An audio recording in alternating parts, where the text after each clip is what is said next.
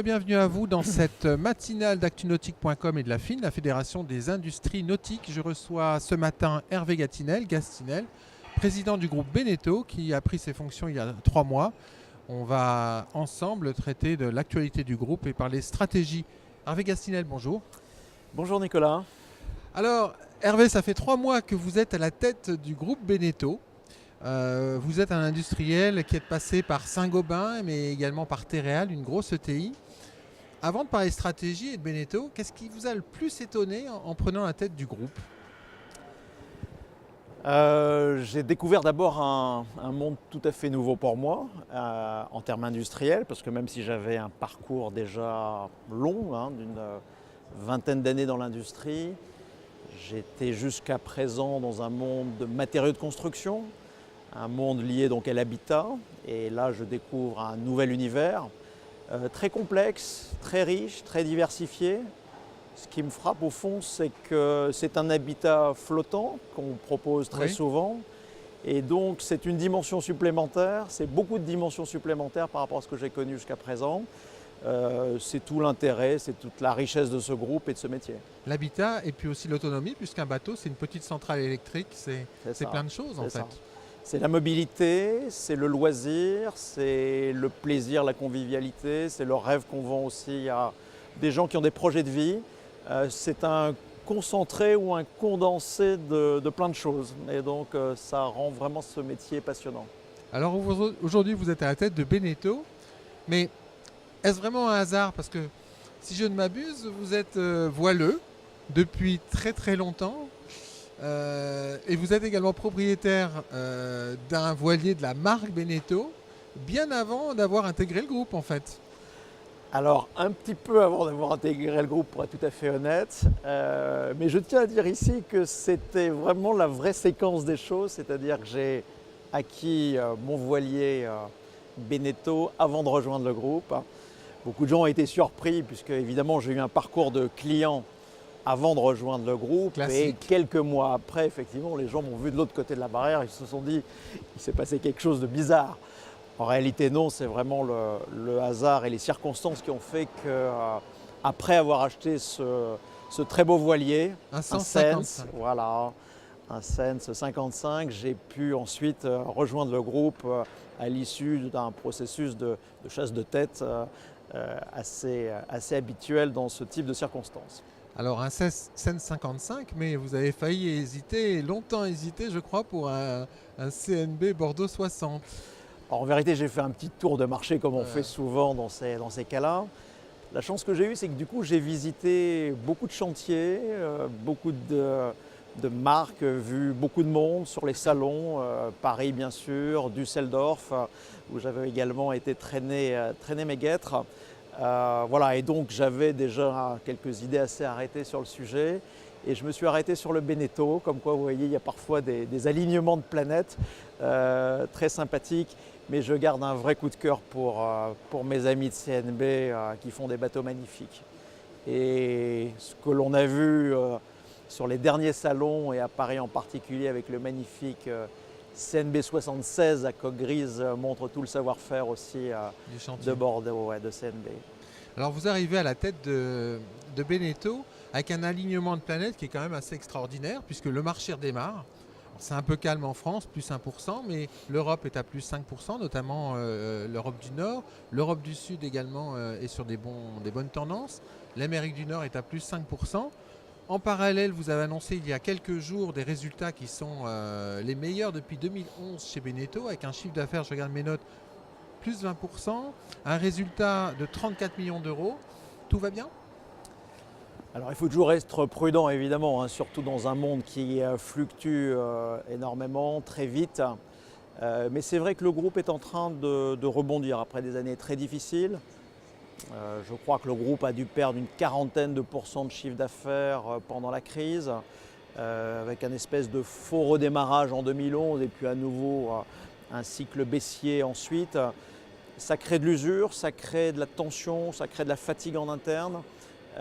C'est dur, ces périodes de crise que j'ai vécues aussi dans mon métier précédent. Et donc, il ne faut pas bouder son plaisir d'abord. Quand on a Oui. des chiffres comme ça qui repartent à la hausse, je crois qu'il faut les saluer, il faut en tirer une certaine fierté, parce que tous les chantiers, loin s'en faut, ne sont pas bénéficiaires aujourd'hui. Donc, le groupe Beneteau a cette chance-là. Mais une fois qu'on a dit ça, il faut aussi rester lucide. Lucide sur le fait que la lisibilité ou la visibilité de l'économie est encore très réduite. Le fait qu'on a encore des marges de progrès importantes à chercher. Et enfin, le fait qu'on a une concurrence autour de nous extrêmement active, des gens très motivés, très engagés, parfois aussi très créatifs. Et donc, il ne faut pas qu'on s'endorme. Hervé Gastinel, y a-t-il un modèle gagnant pour un chantier naval aujourd'hui? C'est une bonne question. Je pense que mon analyse, évidemment, est encore assez récente, et donc je la dévoile ici avec beaucoup de prudence et d'humilité. Mais je constate qu'il y a au fond deux modèles qui semblent fonctionner dans notre industrie. Celle des grands chantiers multispécialistes, et puis le modèle des acteurs de niche spécialisés, très bien ciblés. Entre les deux, c'est compliqué. Quand vous n'avez pas un modèle clair, quand vous n'êtes pas sur un segment de marché bien identifié, que vous êtes un peu touche à tout, mais sans vraie différenciation, la concurrence est dure, parce qu'on est dans un monde qui s'est quand même beaucoup internationalisé, beaucoup industrialisé, sur lequel le coût du développement est important. Donc il faut avoir les moyens de ses ambitions dans cette industrie. Et c'est une des forces du groupe Beneteau, avec cette histoire longue qui le caractérise, d'avoir su, au fil du temps, rester fidèle à sa vision stratégique et de l'avoir mise en œuvre avec beaucoup de constance. Donc ce modèle aujourd'hui, qui est un modèle chez nous, de groupe à la fois diversifié, que j'appellerais plutôt multispécialiste, est un modèle très puissant. Il permet d'accompagner les clients internationalement, et puis sur un spectre ou sur une gamme de produits très large, et donc de bien répondre aux besoins de toutes ces clientèles. Mais est-ce que le modèle du chantier justement multispécialiste est tenable à terme? Vous êtes actif sur des bateaux qui vont de 5 à 30 mètres. Ça a nécessité 92 millions d'euros d'investissement l'an dernier. Vous êtes présent partout dans le monde, partout où il y a des marchés nautiques. Donc vous êtes un chantier global, mais est-ce vraiment tenable? C'est beaucoup d'argent, c'est vrai, donc ça crée aussi des responsabilités. Quand on investit 92 millions, c'est en réalité le budget de cette année. L'année dernière, c'était plutôt 60 et quelques millions d'investissements. Donc ça veut dire qu'on est en train quasiment d'augmenter par un facteur 1,5, plus 50% le montant des investissements, à la fois industriels et produits. Ça montre à la fois une volonté, une énergie, une créativité très grande des équipes. Il faut aussi que tous soient comptables et responsables des investissements et des montants que cela représente. C'est presque 10% du chiffre d'affaires du groupe. C'est énorme. C'est absolument énorme. C'est à peu près le double en termes de ratio de ce que je connaissais dans mon métier précédent. Donc c'est pour dire que c'est effectivement un peu atypique, mais je ne souhaite pas freiner cet afflux de nouveaux projets, parce que je crois qu'il fait partie de la vitalité d'un groupe. Et en phase de redémarrage de l'économie mondiale, en tout cas de celle du nautisme, c'est important de faire feu de tout bois et d'avancer. Et de ce point de vue-là, le groupe veut occuper tous les segments sur lesquels il est présent, sans renoncer à aucun d'entre eux, ce qui fait qu'évidemment ça nous oblige aussi à redoubler d'efforts sur toute cette segmentation du marché.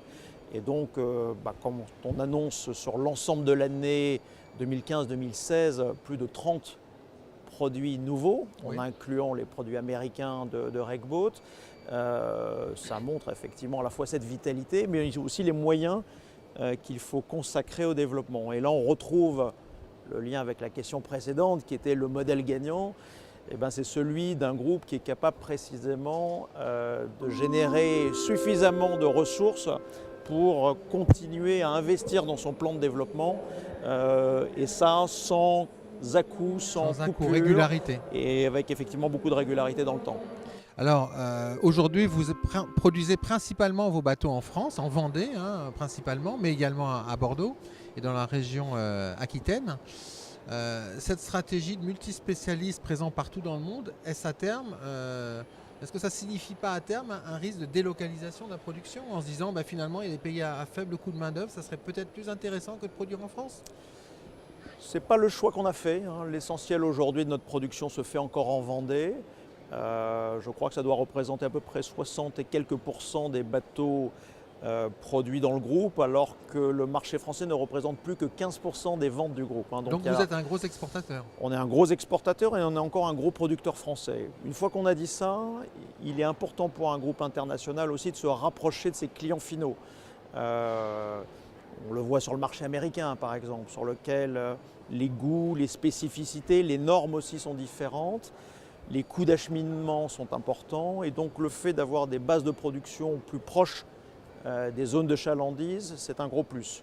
Et donc je crois qu'à terme, le groupe doit continuer de se mettre en cohérence par rapport à son plan de vente international. Et c'est pour ça qu'on a également développé notre base de production en Pologne, qu'on est présent en Italie en production, qu'on est présent au Brésil et qu'on vient de se renforcer effectivement aux États-Unis. Alors en septembre dernier, au Yachting Festival de Cannes, quand vous avez pris la tête du groupe, vous avez annoncé une stratégie basée sur un triptyque, personnalisation des bateaux, internationalisation, montée en gamme. Je prends juste ce dernier point, monter en gamme. Est-ce que monter en gamme, c'est pas à terme risquer de se déconnecter d'une partie du marché? Alors vous avez parfaitement raison et pour moi monter en gamme ce n'est pas renoncer à l'entrée de gamme. Et je crois qu'il y a une sorte de continuum dans le marché qui est très important de garder à l'esprit. Je crois que la force du groupe Beneteau, c'est d'avoir su, au cours de son histoire, accompagner ses clients.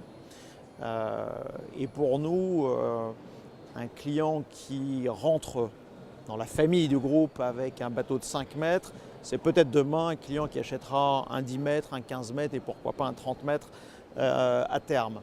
Donc je crois qu'il ne faut pas perdre le lien, le contact avec cette clientèle-là. Souvent une clientèle jeune et on ne veut pas devenir un chantier qui va mourir avec ses clients. Donc il faut en permanence attirer de nouveaux consommateurs, de nouveaux clients au monde du nautisme, vers le monde du nautisme. Et de ce point de vue-là, je crois qu'on a aussi un devoir de proposer des bateaux compétitifs, performants, bien finis, mais au bon prix. Un prix qui permette justement à des primo-accédants de découvrir les plaisirs du nautisme, quels qu'ils soient. Ils sont suffisamment nombreux pour que tout le monde s'y retrouve. En tout cas, ce segment de l'entrée de gamme est pour nous extrêmement important. Alors on parle d'entrée de gamme, primo-accédant. Si on fait une analogie avec l'automobile, Renault, depuis quelques années, a développé une stratégie gagnante avec le low cost. Est-ce que cela aurait du sens qu'un chantier multispécialiste comme Beneteau, qui va donc de 5 mètres à 30 mètres au niveau des unités, développe une gamme primo-accédant, ciblée low cost, avec des modèles qui permettent à tout un chacun en fait, de profiter de loisirs nautiques?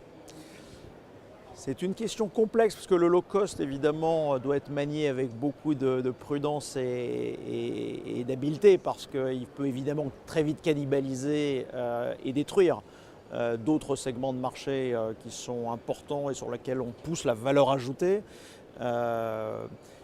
Mais je suis assez sensible à ce que vous dites parce que, encore une fois, je crois que pour les primo-accédants, aujourd'hui, le prix, la complexité de certains modèles est un frein. Et on sait qu'aujourd'hui, pour faire venir des nouveaux membres, des nouveaux acheteurs dans le monde du nautisme, il faut à la fois simplifier l'usage et offrir un coût qui soit abordable, accessible, en tout cas qui ne soit pas une barrière.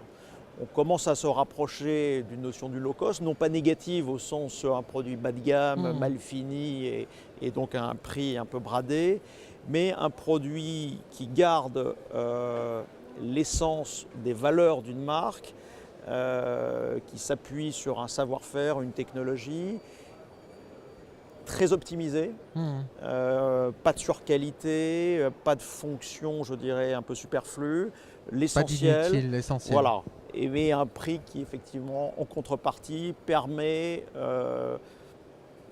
à des nouveaux consommateurs de tester le produit, de s'essayer, de découvrir un nouvel univers. Et ça c'est très important parce qu'une fois qu'ils ont pris goût à ce nouvel univers, eh bien, ils peuvent monter en gamme, ils peuvent accéder à des produits différents, plus riches, plus sophistiqués, plus spécifiques. C'est ce qu'on voit chez Renault, puisqu'en fait les Dacia concurrencent pas vraiment les gammes Renault, mais plutôt le marché de l'occasion. Oui, absolument.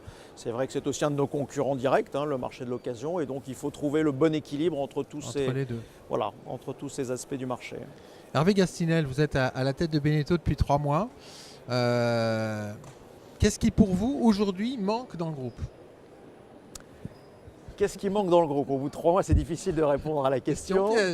Oui, alors en tout cas, je vais presque répondre par la négative. Je n'ai rien vu à ce stade de ma découverte du groupe qui manquait de manière flagrante. C'est-à-dire que je n'ai pas vu de trou dans la raquette. Tout va bien. Alors je ne dis pas que tout va bien, mais je dis en tout cas qu'il n'y a pas que cette espèce de nécessité absolue qu'il faudrait en toute urgence combler. Le groupe a fait un beau et grand parcours depuis 1884, il y a quand même quelques années et pas mal d'eau qui a coulé sous les ponts. Donc de ce point de vue-là, je dirais que c'est quand même un groupe solide, équilibré, bien diversifié. Dans tous ces métiers, il ne faut pas oublier d'ailleurs qu'on n'est pas que dans le nautisme. Non, donc puisque c'est vous un êtes groupe aussi dans l'habitat. L'habitat. Ça vous rapproche un peu de Péréal. Ça me fait un petit souvenir effectivement de mes précédentes fonctions. En tout cas, ce groupe, si je reviens au nautisme, il est présent, comme vous l'avez dit, et de manière très équilibrée entre pas mal de secteurs d'activité. Je crois qu'aujourd'hui, on est plus dans le fine-tuning, on est plus dans la capacité à bien faire fonctionner un groupe qui a pris une dimension. Il est proche du milliard d'euros, il y a 7000 personnes, beaucoup de bureaux d'études, beaucoup de développement, beaucoup d'usines à faire fonctionner, beaucoup de commerce, de logistique, toute la supply chain, tout ça, ce sont des dimensions aujourd'hui essentielles pour continuer à offrir à nos clients des produits de qualité. Donc tous ces réglages extrêmement importants pour que le client, évidemment, au terme de ce processus, soit pleinement satisfait, vont être d'abord ma priorité. Mais je me réserve aussi la possibilité de compléter la stratégie actuelle. Et ce sera l'enjeu pour moi des semaines à venir, puisque je vais présenter fin janvier la nouvelle stratégie du groupe et la nouvelle organisation, à la fois en interne bien sûr, et puis aussi à tous nos partenaires externes et à la presse, aux médias, fin janvier. Donc ce sera sur ce mot de conclusion que nous allons nous quitter. Donc ça veut dire qu'on se fixe tout de suite rendez-vous pour la fin janvier pour aborder cette stratégie 2016 du groupe Beneteau. Et au-delà. Et au-delà. Rendez-vous est pris.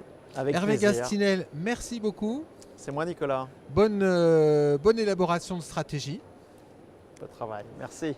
Et quant à nous, je vous propose de nous retrouver très vite dans une prochaine matinale d'actunautique.com et de la FIN, la Fédération des industries nautiques.